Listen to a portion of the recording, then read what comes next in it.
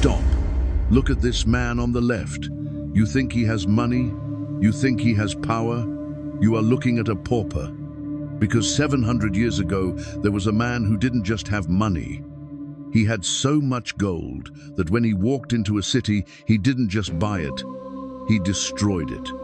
He is the only human being in history who broke the world economy just by being generous. But what they didn't tell you is the terrifying price he paid for it. Assalamu alaikum wa rahmatullah. Today, we are not just telling a history story, we are uncovering a warning for your own soul. If you want to support this channel in spreading these lessons, please subscribe now. It is free for you, but the reward with Allah is eternal. The year is 1324. The place is the unforgiving Sahara. If you were a villager standing on a dune that day, you would have felt the ground shake before you saw them. You would have thought it was an earthquake. This wasn't a caravan. It was a moving city. Mansa Musa, the king of Mali, was setting out for Hajj. But he didn't go alone. Imagine 60,000 men. That is the size of a modern football stadium, walking single file across the burning sands. 12,000 of them were slaves, and every single one of them, even the servants, was wearing the finest Persian silk and carrying a staff made of solid gold. Behind them came 80 camels. These weren't carrying water, they were carrying gold dust.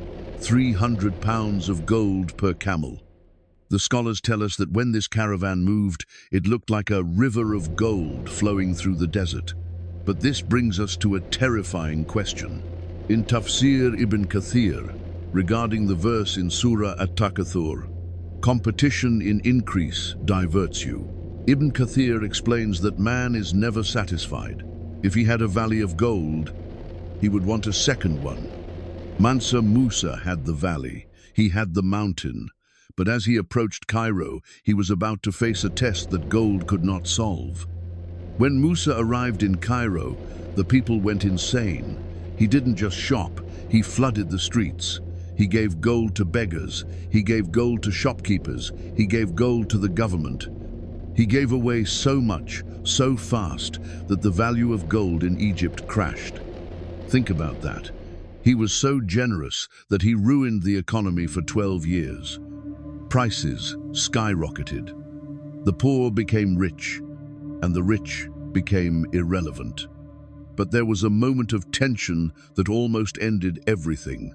The Sultan of Egypt demanded that Mansa Musa kiss the ground before him. This was the protocol. You bow to the Sultan. But Musa was the emperor of the gold. He controlled the resource the entire world was fighting for. He refused. The tension was thick enough to cut with a sword. The guards gripped their weapons. Was the Hajj over before it began? Musa looked at the Sultan and said, "I make prostration only to Allah, who created me and brought me into this world." This is the balance. Imam al-Qurtubi, in his Tafsir, reminds us that wealth is a fitna, a trial. He mentions that the true destruction of wealth is when it makes you arrogant against God. Musa had the world in his hand, but he refused to let the world into his heart. He bowed to no man. But the real trial wasn't in the palace. It was in the desert on the way home. Close your eyes for a second. Imagine holding a bar of solid gold in your hand. It is heavy, it is cold, it is valuable. Now imagine you haven't eaten in 3 days. You are in the middle of the desert. Your lips are cracked and bleeding. Your throat feels like it is filled with glass. You look at that gold bar in your hand. Can you eat it? Can you drink it? Can it save your dying child? On the return journey, the Golden Caravan faced the wrath of nature. Supplies ran out. Disease struck. The desert does not care if you are a king or a slave. In this moment, Mansa Musa, the man who owned half the world's gold, stood under the vast starry sky of the Sahara. He watched his people suffering. He looked at the chests of gold that were now just heavy, useless rocks slowing them down. This is the realization Ibn al-Qayyim speaks about when he describes the poverty of the heart. He says, If the heart becomes attached to the world, it is tortured by it. Musa realized that all his power was an illusion. In the face of death, in the face of Allah's decree, his gold was dust. He wasn't the king of kings. He was just a man, shivering in the cold, begging the Creator for a cup of water. The gold didn't break the world broke him, to remind him who truly owns the dominion. Mansa Musa survived the journey, but he came back, changed. He realized that gold vanishes, but knowledge remains. He emptied his treasury, not on palaces for himself, but on universities. He built the Sankore Madrasa in Timbuktu. He brought back architects and scholars, not just merchants. Because of him, Timbuktu became the center of learning for the entire Muslim world.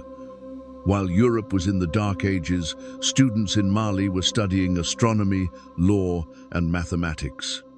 His gold is gone. The inflation in Cairo is fixed, but the knowledge he planted, it is still there.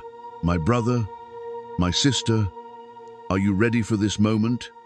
We are all chasing our own version of the Golden Caravan. Maybe for you, it's a promotion. Maybe it's a new car. Maybe it's likes on social media. But remember the image of Musa in the desert. When the angel of death comes, your bank account will be as useless as a gold bar in a famine. Let us make the dua that the righteous predecessors made. Allahumma la tajal id-dunya akbara hammina. Oh Allah, do not make this world our greatest concern. If this story reminded you of your purpose, hit that like button so it spreads to others. Until next time, Assalamu alaikum.